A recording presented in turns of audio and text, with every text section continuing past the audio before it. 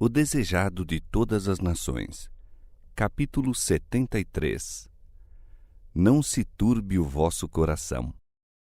Olhando a seus discípulos com divino amor e a mais terna simpatia, Cristo disse: Agora é glorificado o Filho do Homem, e Deus é glorificado nele. Judas deixara o cenáculo e Cristo se achava só com os 11.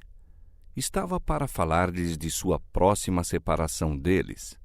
Antes de fazê-lo, porém, salientou o grande objetivo de sua missão, que ele tinha mantido sempre diante de si.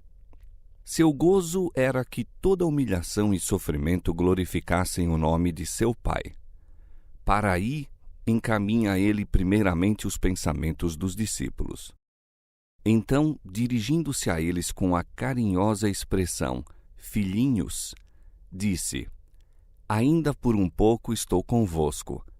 Vós me buscareis, e como tinha dito aos judeus, para onde eu vou, não podeis vós ir. Eu vô-lo digo também agora. Os discípulos não se podiam regozijar ouvindo isto. Caiu sobre eles temor. Comprimiram-se em torno de Jesus. Seu amo e Senhor, seu amado mestre e amigo, era-lhes mais precioso do que a própria vida. A ele se haviam dirigido em busca de auxílio em todas as suas perplexidades, de conforto em suas tristezas e decepções. E agora os ia deixar solitário e dependente grupo. Sombrios foram os pressentimentos que lhes encheram o coração. Mas as palavras que lhes dirigiu o Salvador foram cheias de esperança. Sabia que seriam assaltados pelo inimigo e que os ardis de Satanás são mais bem-sucedidos contra os que se acham deprimidos pelas dificuldades. Dirigiu-os, portanto, das coisas que se veem às que se não veem. Fê-los voltarem os pensamentos do exílio terrestre ao celeste lar. Não se turbe o vosso coração, disse. Credes em Deus, crede também em mim. Na casa de meu pai há muitas moradas. Se não fosse assim, eu vô-lo teria dito. Vou preparar-vos lugar. E se eu for e vos preparar lugar, virei outra vez e vos levarei para mim mesmo, para que onde eu estiver, estejais vós também. Mesmo vós sabeis para onde vou e conheceis o caminho. Por amor de vós vim ao mundo, estou trabalhando em vosso benefício. Quando me for, continuarei ainda a trabalhar fervorosamente por vós. Vim ao mundo para revelar-me a vós, para que pudesseis crer. Vou para o Pai para cooperar com Ele em vosso favor. O objetivo da partida de Jesus era o contrário daquilo que temiam os discípulos. Não significava uma separação definitiva. Ia preparar-lhes lugar para que pudesse voltar e recebê-los junto de si. Enquanto lhes estava construindo mansões, eles deviam formar caráter à semelhança divina. Ainda os discípulos estavam perplexos.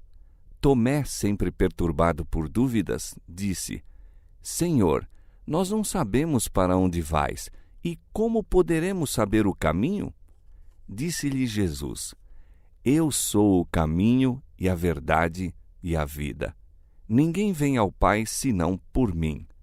Se vós me conhecesseis a mim, também conheceríeis a meu Pai. E já desde agora o conheceis e o tendes visto. Não há muitos caminhos para o céu. Não pode cada um escolher o seu. Cristo diz: Eu sou o caminho. Ninguém vem ao Pai senão por mim. Desde que foi pregado o primeiro sermão evangélico, quando no Éden se declarou que a semente da mulher havia de esmagar a cabeça da serpente, Cristo fora exaltado como o caminho, a verdade e a vida. Ele era o caminho ao tempo em que Adão vivia, quando Abel apresentava a Deus o sangue do cordeiro morto, representando o sangue do Redentor. Cristo foi o caminho pelo qual se salvaram patriarcas e profetas. Ele é o único caminho pelo qual podemos ter acesso a Deus. Se vós me conhecesseis a mim, disse Cristo, também conheceríeis a meu Pai. E já desde agora o conheceis e o tendes visto. Mas nem então os discípulos compreenderam. Senhor, mostra-nos o Pai, exclamou Filipe, o que nos basta. Admirado de sua falta de compreensão, Cristo perguntou com dolorosa surpresa: Estou há tanto tempo convosco e não me tendes conhecido, Filipe? Será possível que não vejas o Pai nas obras que ele faz por meu intermédio? Não crês que vim testificar do Pai? Como dizes tu, mostra-nos o Pai? Quem me vê a mim, vê o Pai. Cristo não deixara de ser Deus ao tornar-se homem. Conquanto se houvesse humilhado até a humanidade, pertencia-lhe ainda a divindade. Unicamente Cristo podia representar o Pai perante a humanidade, e essa representação haviam os discípulos tido o privilégio de contemplar por mais de 3 anos. Crede-me que estou com o Pai e o Pai em mim. Crede-me, ao menos, por causa das mesmas obras. Sua fé podia repousar segura no testemunho dado nas obras de Cristo, obras que homem algum, de si mesmo, já realizou, nem poderia nunca realizar. Elas testificavam de sua divindade. Por meio dele se revelara o Pai. Se os discípulos crescem nessa vital ligação entre o Pai e o Filho, a fé os não abandonaria ao verem os sofrimentos e a morte de Cristo para salvar o mundo a perecer. Jesus os estava buscando levar, de seu baixo nível de fé, à experiência a que poderiam atingir, compreendessem na verdade o que ele era, Deus em carne. Desejava que vissem dever sua fé conduzi-los acima, a Deus ali permanecendo. Quão fervorosa e perseverante buscava nosso compassivo Salvador preparar os discípulos para a tempestade de tentação que os sacudiria em breve. Queria tê-los escondido com ele em Deus. Enquanto Cristo proferia estas palavras, a glória de Deus lhe irradiava do semblante e todos os presentes experimentavam um sagrado respeito ao escutar, com elevada atenção, as suas palavras. Seu coração foi mais decididamente arrastado para ele, e ao serem atraídos para Cristo em maior amor, foram atraídos uns para os outros. Sentiram que o céu estava muito próximo e que as palavras que escutavam eram uma mensagem a eles enviada por seu Pai Celestial. Na verdade vos digo, continuou Cristo, que aquele que crê em mim também fará as obras que eu faço. O Salvador estava profundamente ansioso porque seus discípulos compreendessem para que fim sua divindade estava unida à humanidade. Ele veio ao mundo para manifestar a glória de Deus, a fim de que o homem fosse erguido por seu poder restaurador. Deus se revelou nele para que se pudesse manifestar neles. Jesus não revelou qualidades, nem exerceu poderes que os homens não possam possuir mediante a fé nele. Sua perfeita humanidade é a que todos os seus seguidores podem possuir se forem sujeitos a Deus como ele o foi. E as farás maiores do que estas, porque eu vou para meu Pai. Por estas palavras, Cristo não queria dizer que as obras dos discípulos seriam de um mais exaltado caráter que as suas, mas que seriam de maior extensão. Ele não se refere meramente à operação de milagres, mas a tudo quanto se realiza sob a operação do Espírito Santo. Depois da ascensão do Senhor, os discípulos compreenderam o cumprimento de sua promessa. As cenas da crucifixão, ressurreição e ascensão de Cristo foram para eles vivas realidades. Viram que as profecias se haviam cumprido literalmente, examinaram as Escrituras e aceitaram-lhes o ensino com fé e segurança anteriormente desconhecidas. Sabiam que o Divino Mestre era tudo quanto afirmava ser. Ao contarem o que haviam experimentado e exaltarem o amor de Deus, o coração dos homens abrandava-se e rendia-se, e multidões criam em Jesus. A promessa do Salvador a seus discípulos é uma promessa à sua igreja até ao fim dos séculos. Não era o desígnio de Deus que seu maravilhoso plano para redimir os homens realizasse apenas insignificantes resultados. Todos quantos se puserem ao trabalho, não confiando no que eles próprios possam fazer, mas no que Deus por eles e por intermédio deles possa realizar, hão de certamente ver o cumprimento de sua promessa. E as fará maiores do que estas, declara ele, porque eu vou para meu Pai. Até então, os discípulos não estavam familiarizados com os ilimitados recursos e poder do Salvador. Disse-lhes ele: até agora nada pedistes em meu nome. Explicou que o segredo de seu êxito estaria em pedir forças e graça em seu nome. Ele estaria diante do Pai para fazer a petição por eles. A prece do humilde suplicante apresenta-a como o seu próprio desejo em favor daquela alma.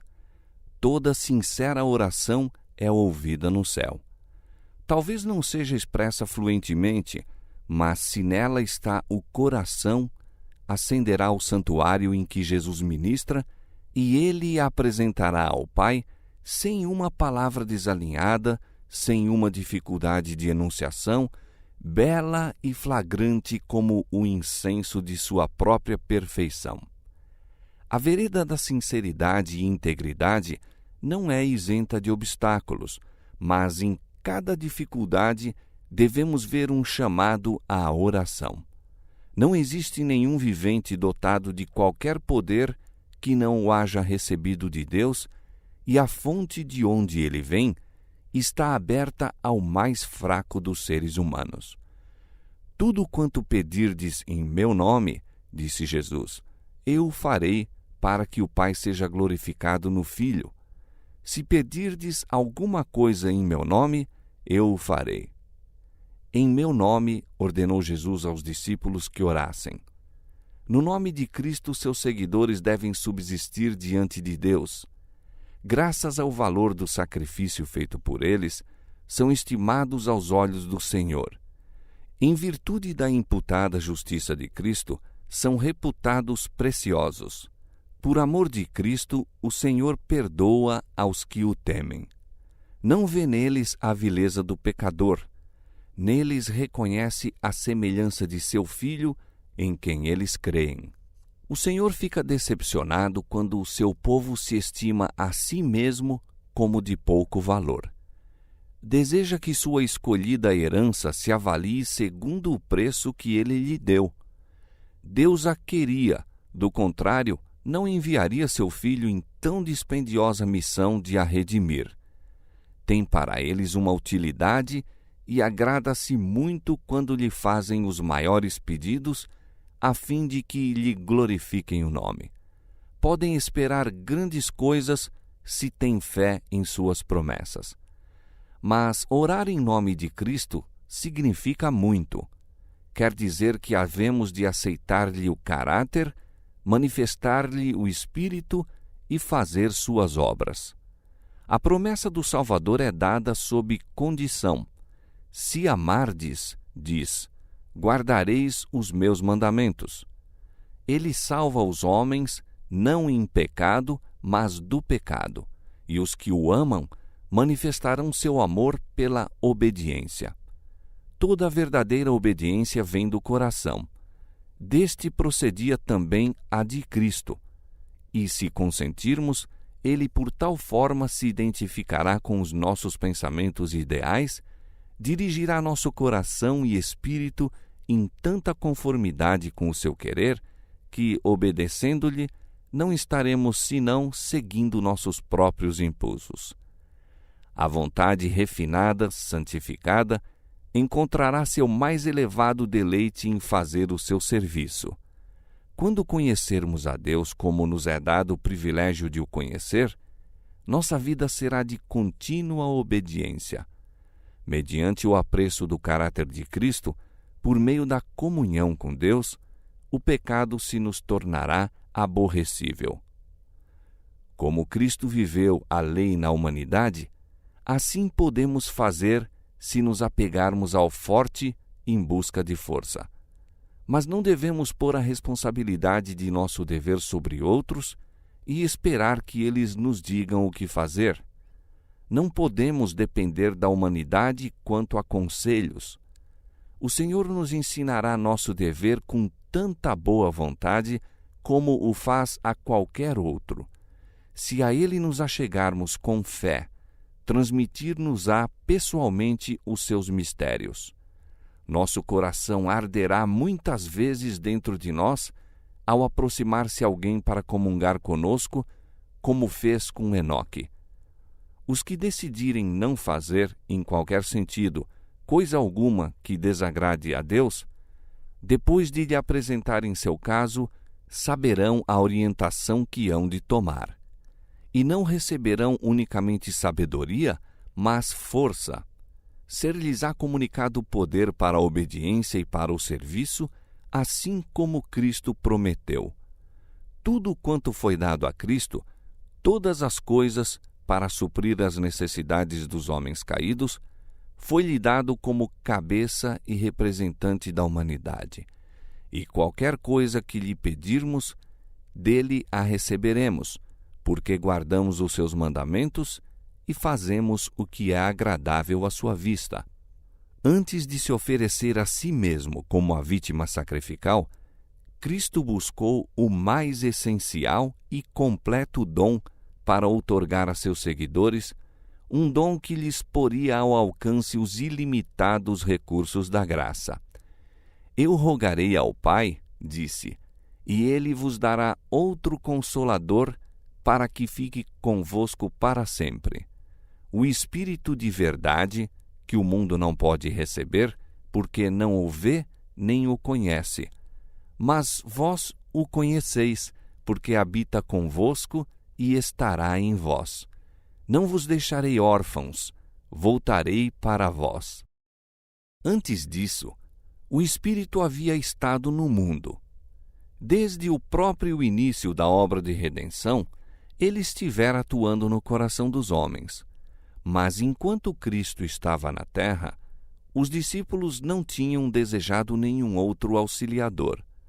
Não seria senão depois que fossem privados de sua presença que experimentariam a necessidade do Espírito e então ele havia de vir. O Espírito Santo é o representante de Cristo, mas despojado da personalidade humana e dela independente. Limitado pela humanidade, Cristo não poderia estar em toda parte em pessoa. Era, portanto, do interesse deles que fosse para o Pai e enviasse o Espírito como seu sucessor na terra. Ninguém poderia ter então vantagem devido à sua situação ou seu contato pessoal com Cristo. Pelo Espírito, o Salvador seria acessível a todos. Nesse sentido, estaria mais perto deles do que se não subisse ao alto.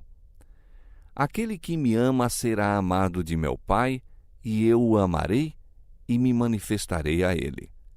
Jesus lia o futuro de seus discípulos. Via um ser levado ao cadafalso, outro à cruz, um terceiro exilado entre os solitários rochedos do mar, outros ainda perseguidos e mortos. Animou-os com a promessa de que, em toda provação, estaria com eles. Aquela promessa não perdeu nada de sua força.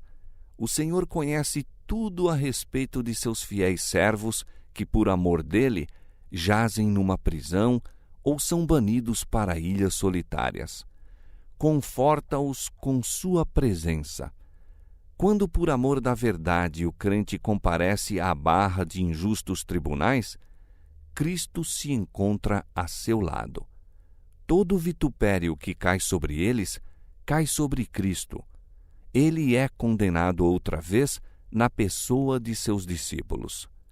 Quando uma pessoa se acha entre as paredes de um cárcere, Cristo lhe arrebata o coração com seu amor. Quando alguém sofre a morte por sua causa, ele diz: Eu sou o que vivo e fui morto, mas eis aqui estou vivo para todo sempre, e tenho as chaves da morte e do inferno. A vida que por mim é sacrificada conserva-se para a glória eterna. Em todos os tempos e lugares, em todas as dores e aflições, quando a perspectiva se afigura sombria e cheia de perplexidade o futuro, e nos sentimos desamparados e sós, o Consolador será enviado em resposta à oração da fé. As circunstâncias podem nos separar de todos os amigos terrestres. Nenhuma, porém, nem mesmo a distância, nos pode separar do celeste Consolador. Onde quer que estejamos, aonde quer que vamos, ele se encontra sempre à nossa direita para apoiar, suster, erguer e animar. Os discípulos ainda deixaram de compreender as palavras de Cristo em seu sentido espiritual, e novamente ele lhes explicou sua significação. Pelo Espírito, disse, manifestar-se-ia a eles. Aquele Consolador, o Espírito Santo, que o Pai enviará em meu nome, esse vos ensinará todas as coisas. Não mais haveis de dizer, não posso compreender. Não mais vereis por um espelho imperfeitamente. Sereis capazes de compreender com todos os santos qual seja a largura e o comprimento e a altura e a profundidade, e conhecer o amor de Cristo que excede todo o entendimento. Os discípulos deveriam dar testemunho da vida e obra de Cristo. Por meio de suas palavras, ele falaria a todo o povo na face da terra. Mas, na humilhação e morte de Cristo, deviam eles sofrer grande prova e decepção.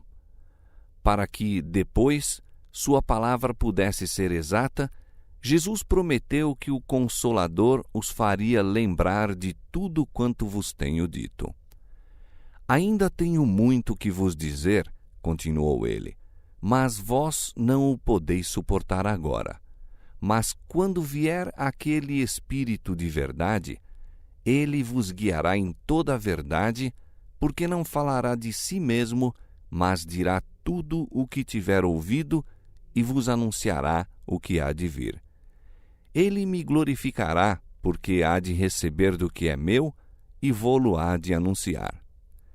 Jesus desvendara a seus discípulos uma vasta porção da verdade, mas era-lhes demasiado difícil manterem suas lições separadas das tradições e máximas dos escribas e fariseus. Tinham sido ensinados a receber os ensinos dos rabis como a própria voz de Deus, e isso ainda exercia domínio sobre seu espírito, moldando-lhes os sentimentos. Ideias terrenas, coisas temporais, ocupavam ainda amplo espaço em seus pensamentos. Não entendiam a natureza espiritual do reino de Cristo, embora ele lhe houvesse tantas vezes explicado. A mente se lhes tinha tornado confusa, não compreendiam o valor das Escrituras apresentadas por Cristo. Dir-se-iam perdidas muitas de suas lições para eles. Jesus viu que não aprendiam o verdadeiro sentido de suas palavras. Prometeu compassivamente que o Espírito Santo lhes havia de trazer essas palavras à memória, e deixara por dizer muitas coisas que os discípulos não compreendiam. A essas, também o Espírito lhes abriria o entendimento para que apreciassem as coisas celestiais. Quando vier aquele Espírito de verdade, disse Jesus, ele vos guiará em toda a verdade. O Consolador é chamado o Espírito de verdade. Sua obra é definir e manter a verdade. Ele primeiro habita o coração como o Espírito de verdade e torna-se assim o Consolador.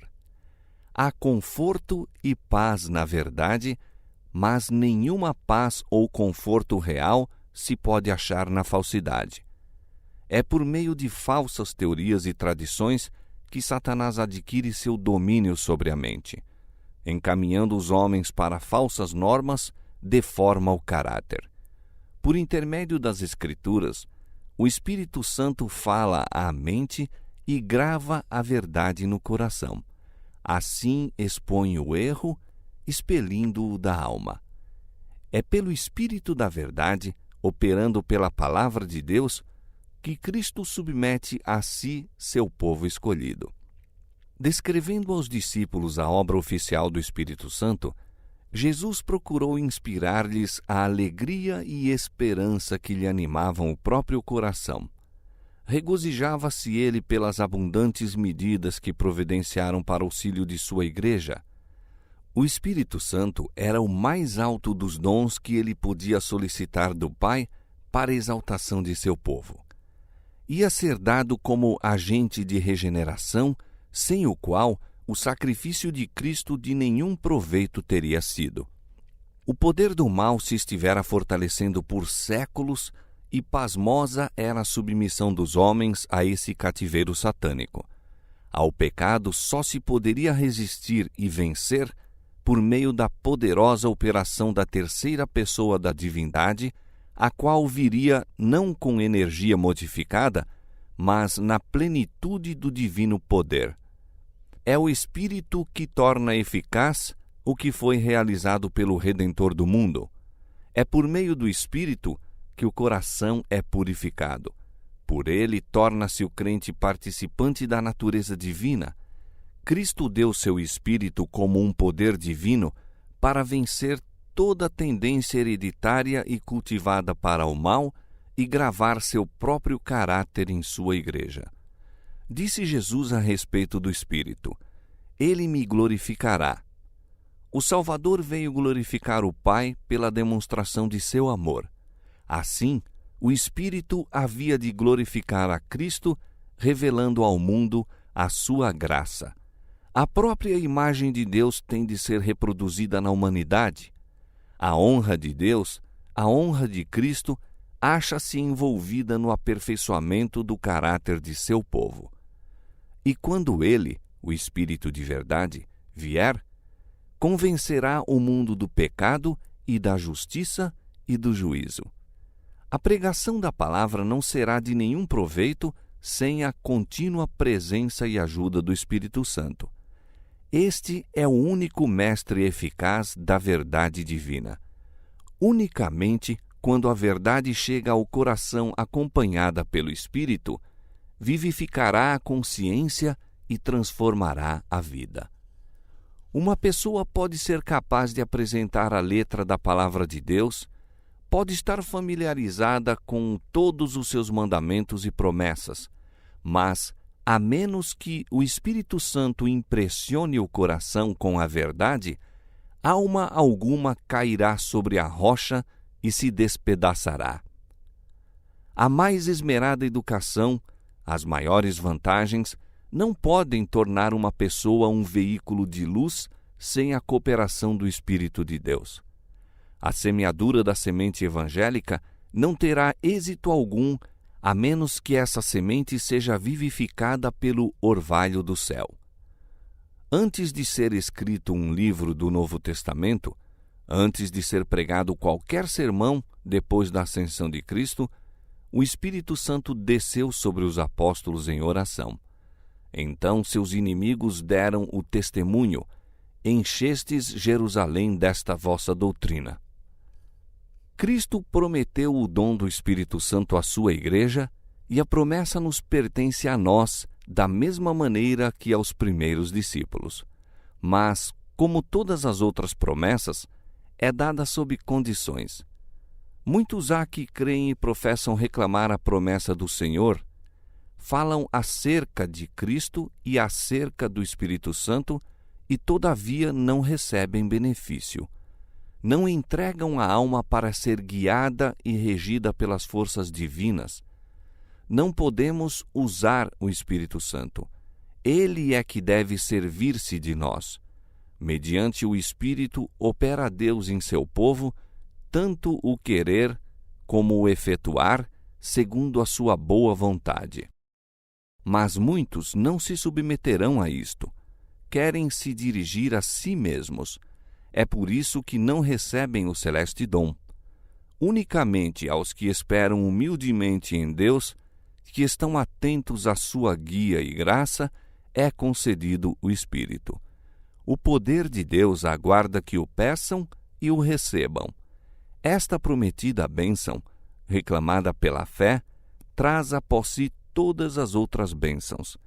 É concedida segundo as riquezas da graça de Cristo, e Ele está pronto a suprir toda a alma segundo sua capacidade para receber. Em seus discursos aos discípulos, Jesus não fez nenhuma triste alusão a seus próprios sofrimentos e morte. Foi de paz seu último legado a eles. Disse: Deixo-vos a paz, a minha paz vos dou. Não vou-la dou como o mundo a dá. Não se turbe o vosso coração, nem se atemorize. Antes de deixar o cenáculo, o Salvador dirigiu os discípulos num hino de louvor. Sua voz se fez ouvir, não nos assentos de uma dolorosa lamentação, mas nas jubilosas notas da aleluia pascual. Louvai ao Senhor todas as nações, louvai-o todos os povos, porque a sua benignidade é grande para conosco e a verdade do Senhor é para sempre. Louvai ao Senhor. Depois do hino, saíram. Atravessaram as regurgitantes ruas, saindo pela porta da cidade em direção do Monte das Oliveiras.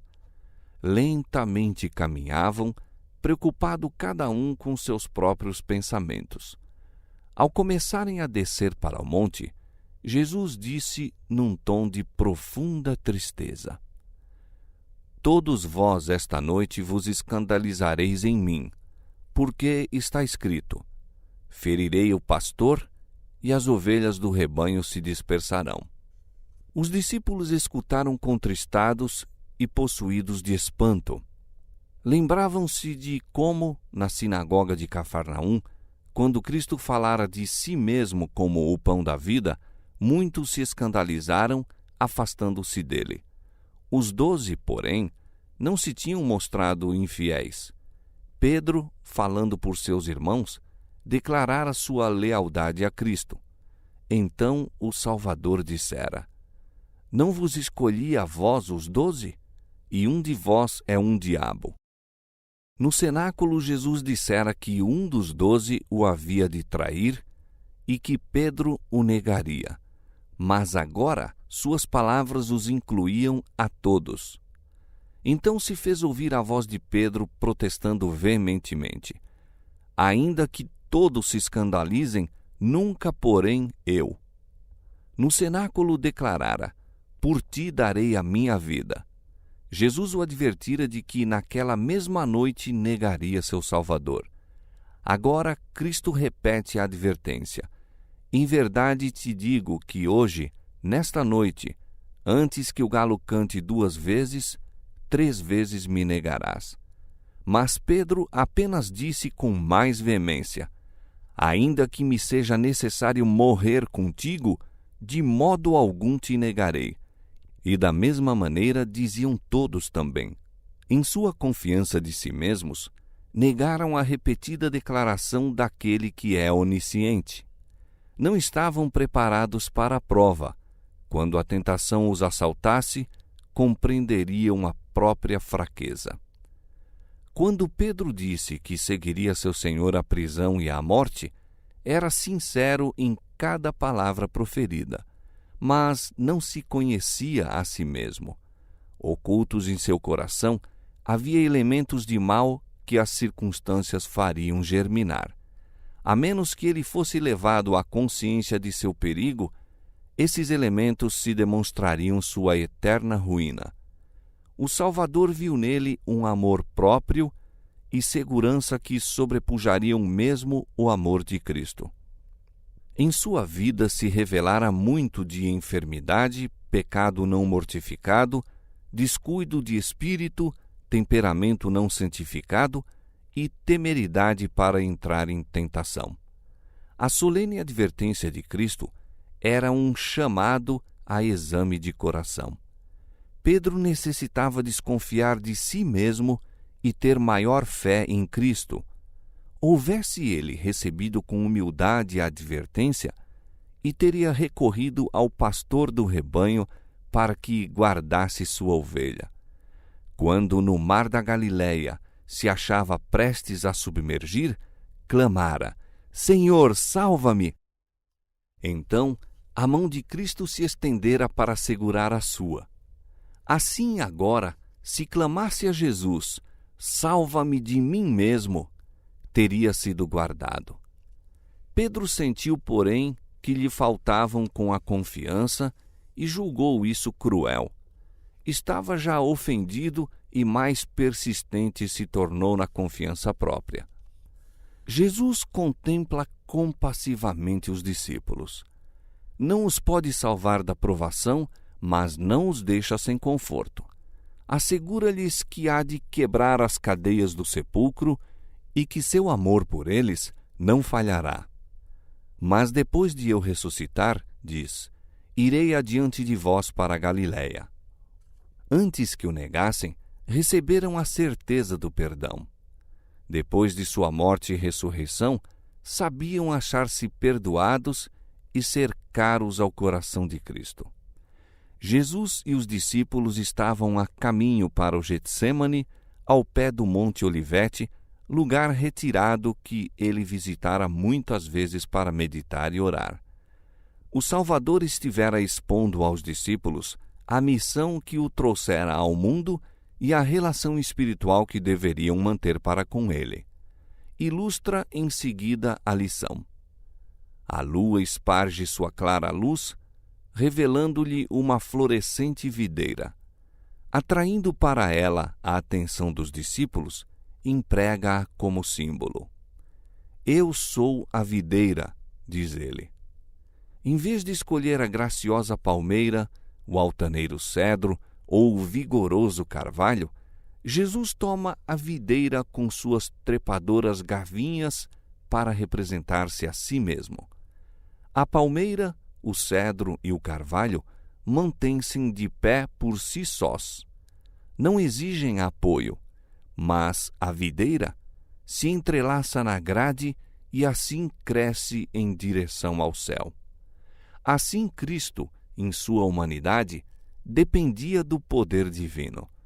Eu não posso, de mim mesmo, fazer coisa alguma, declarou ele. Eu sou a videira verdadeira. Os judeus haviam sempre considerado a videira como a mais nobre das plantas e uma imagem de tudo quanto é poderoso, excelente e frutífero. Israel fora representado por uma videira plantada pelo Senhor na terra prometida. Os judeus baseavam sua esperança de salvação em uma ligação com Israel. Mas Jesus diz: Eu sou a videira verdadeira. Não penseis que, devido à ligação com Israel, podeis tornar-vos participantes da vida de Deus e herdeiros de sua promessa. Unicamente por mim é recebida a vida espiritual. Eu sou a videira verdadeira e meu Pai é o lavrador. Nos montes da Palestina plantou nosso Pai Celestial esta boa videira e ele próprio era o lavrador. Muitos foram atraídos pela beleza dessa videira, reconhecendo-lhe a origem celeste. Mas aos guias de Israel, ele parecia como uma raiz de terra seca. Tomaram a planta e esmagaram-na, pisando-a sob os pés profanos. Sua ideia era destruí-la para sempre. Mas o celeste lavrador nunca perdeu de vista a sua planta. Quando os homens pensavam que a tinham matado, ele a tomou e plantou-a do outro lado do muro. O tronco não mais devia ser visível. Estava oculto dos cruéis assaltos dos homens. Mas os ramos da videira pendiam por sobre o muro. Eles a deviam representar. Por meio deles ainda se poderiam unir enxertos à videira. Destes se obtiveram frutos. Houve uma colheita, da qual aproveitaram os transeuntes. Eu sou a videira, vós as varas, disse Cristo aos discípulos. Embora estivesse para ser afastado deles, sua união espiritual com ele devia permanecer imutável. A ligação dos ramos com a videira, disse, representa a relação que deveis manter comigo. O renovo é enxertado na videira viva e, fibra por fibra, veia por veia, emerge no tronco. A vida da videira torna-se a vida do ramo. Assim, a alma morta em ofensas e pecados recebe vida mediante a ligação com Cristo. Pela fé nele como Salvador pessoal, forma-se essa união. O pecador une a sua fraqueza à força de Cristo, seu vazio à plenitude dele, sua fragilidade à perdurável resistência do Salvador.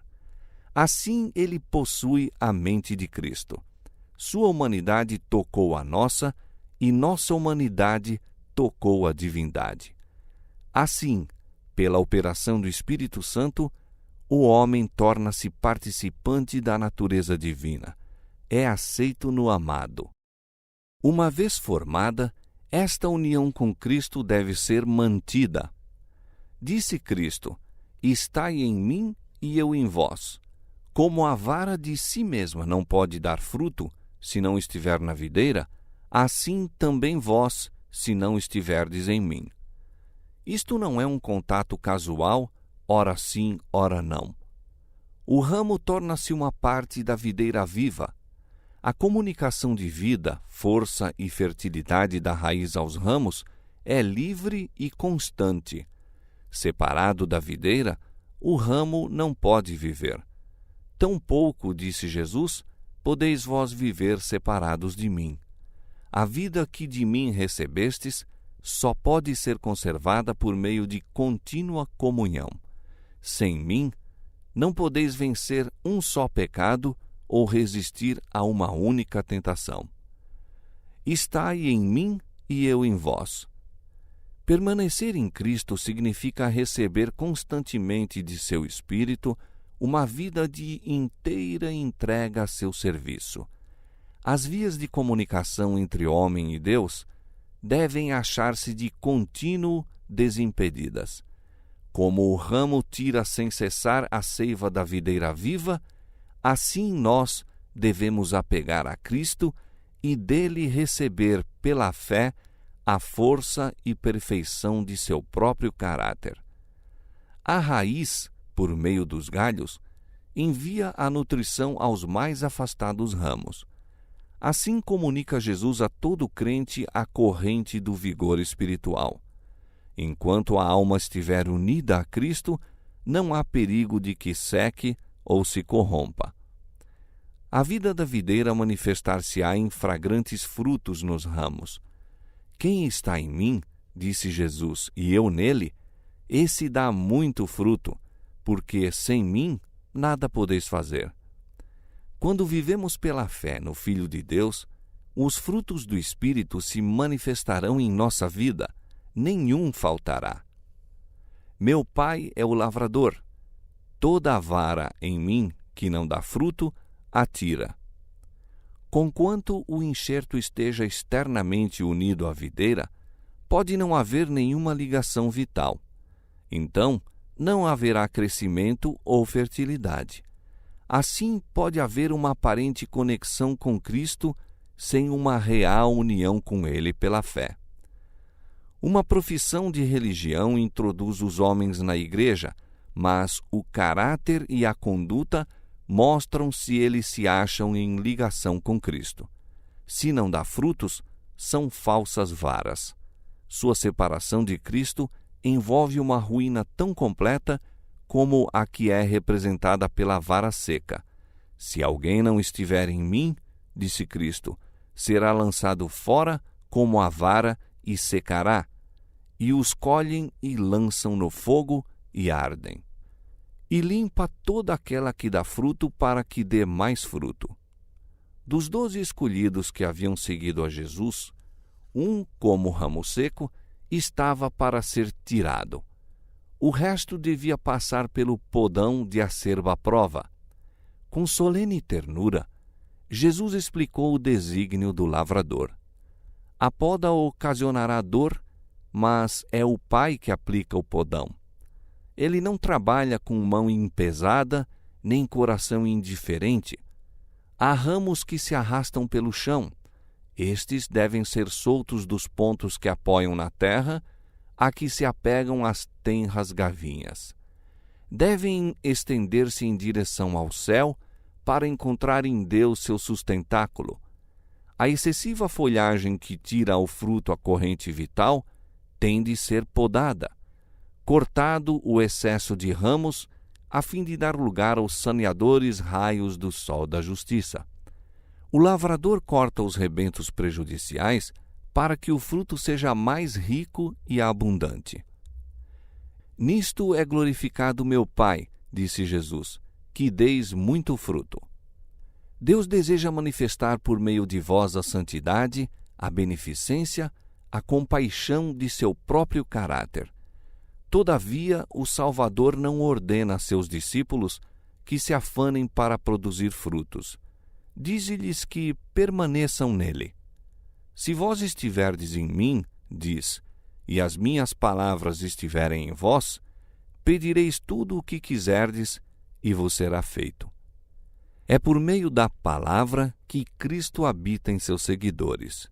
Esta é a mesma vital união representada por comer sua carne e beber seu sangue. As palavras de Cristo são espírito e vida. Recebendo-as, recebeis a vida da videira. Viveis de toda palavra que sai da boca de Deus. A vida de Cristo em vós produz os mesmos frutos que nele. Vivendo em Cristo, aderindo a Ele, por Ele sustentados, e dele tirando a nutrição, dareis frutos segundo a sua semelhança. Nessa última reunião de Jesus com seus discípulos, o grande desejo por ele manifestado em seu favor foi de que se amassem uns aos outros como ele mesmo os amara. Falou-lhes repetidamente a esse respeito. O meu mandamento é este, disse por diversas vezes, que vos ameis uns aos outros. Foi mesmo a primeira recomendação que lhes fez ao achar-se a sós com eles no cenáculo. Um novo mandamento vos dou, que vos ameis uns aos outros. Como eu vos amei a vós, que também vós uns aos outros vos ameis.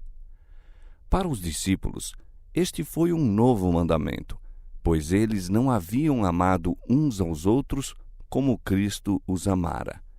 Ele viu que novas ideias e impulsos os deviam dominar, que novos princípios tinham de ser por eles seguidos.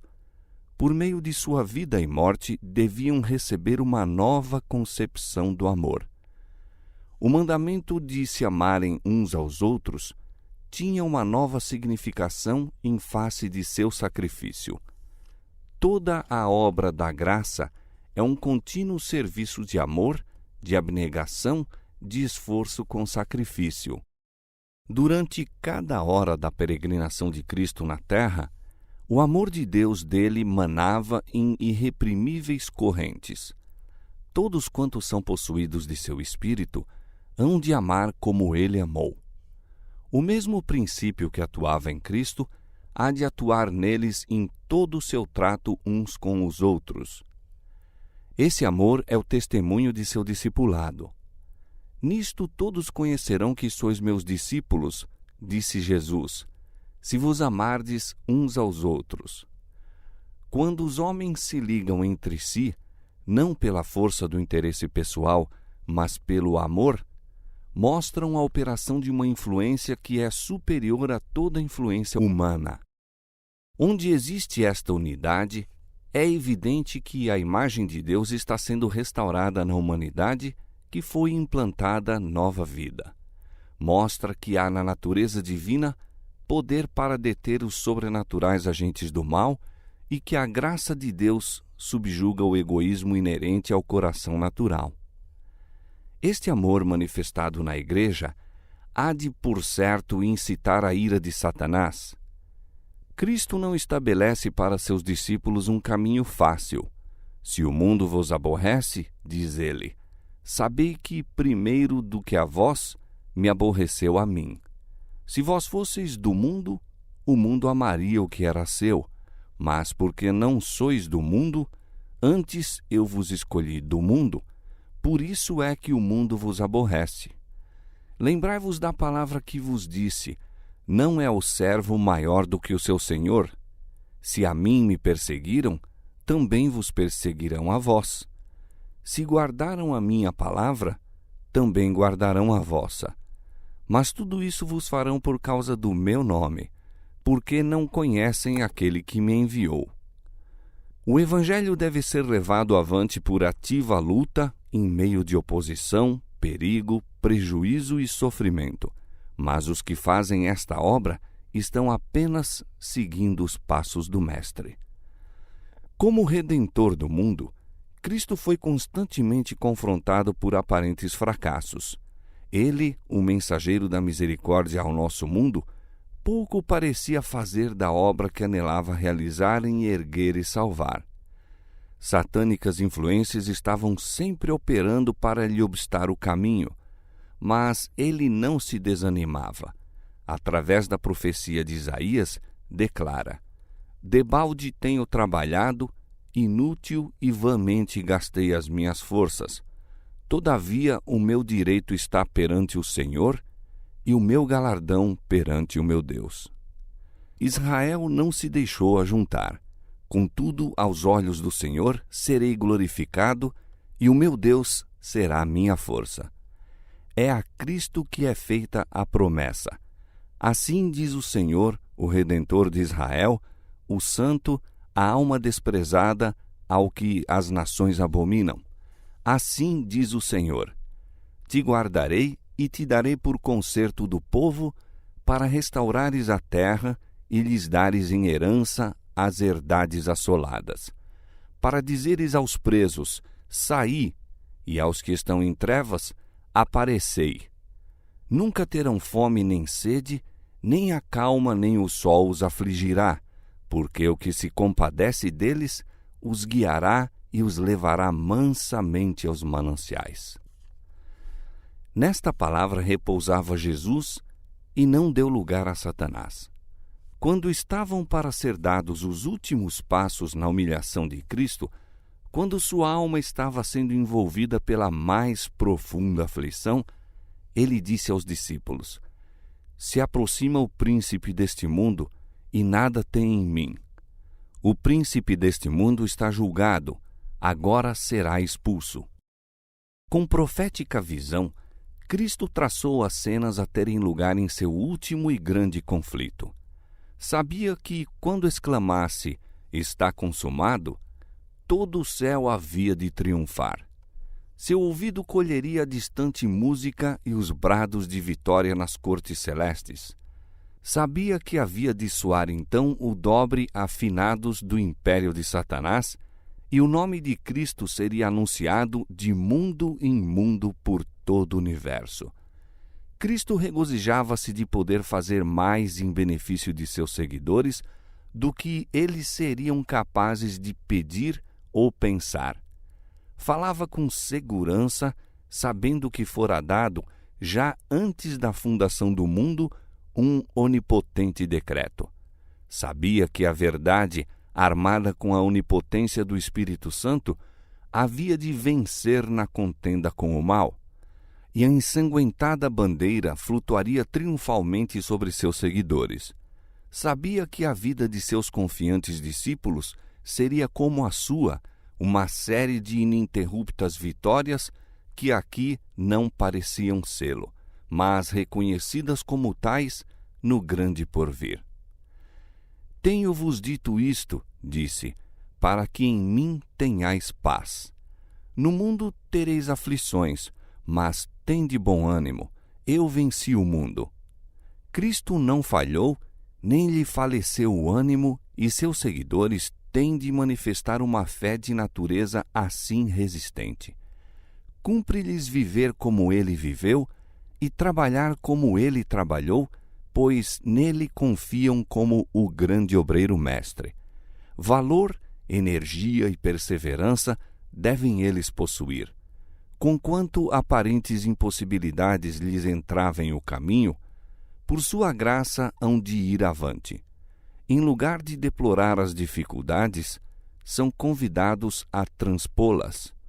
Não devem desesperar de coisa alguma, mas esperar tudo.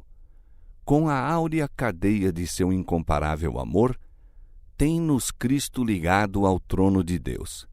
É seu desígnio que lhes pertença a mais alta influência do universo, influência que emana da fonte de todo o poder. Têm de ter força para resistir ao mal, força que nem a terra, nem a morte, nem o inferno podem dominar. Força que os habilitará a vencer como Cristo venceu. É intuito de Cristo que a ordem celeste, o celeste plano de governo e a divina harmonia celeste sejam representadas em sua igreja na terra. Assim é ele glorificado em seu povo. Por meio deles, o sol da justiça resplandecerá sobre o mundo com um não empanado brilho. Cristo deu à sua igreja amplas faculdades, de modo a poder receber abundantes retribuições de glória da parte de sua remida, comprada possessão.